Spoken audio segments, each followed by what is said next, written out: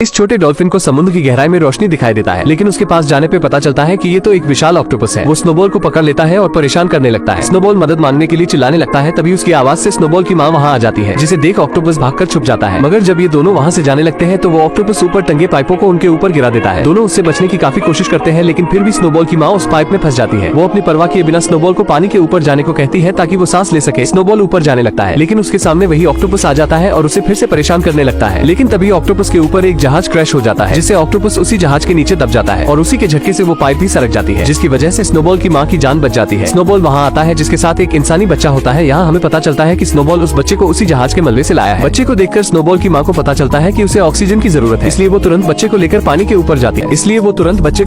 के ऊपर जाती है। इसके बाद हम समुद्र के कई क्रीचर्स को देखते हैं और इन सभी का एक कछुआ सरदार होता है। सरदार को उस बच्चे की मासूमियत देखकर उसे समुद्र में रहने की इजाजत दे देता है। इसके बाद स्नोबॉल की माँ उस बच्चे का नाम लुकस रखती है। समय बीतता है और हम स्नोबॉल और लुकस को देखते हैं जो अब बड़े हो चुके हैं और वो हमेशा हंसी खुशी खेलते रहते हैं। लेकिन एक दिन स्नोबॉल लुकस को उसकी सच्चाई बता देता है कि वो उसे जहाज के मलबे में मिला था और ये भी कहता है कि तुम डॉल्फिन नहीं हो और ना ही कोई क्रिएचर, तुम तो बस एक इंसान के बच्चे हो। ये बात सुनकर लुकस उससे और भी सवाल पूछने लगता है और कहता है तो मुझे उसी जहाज के मलबे के पास ले चलो।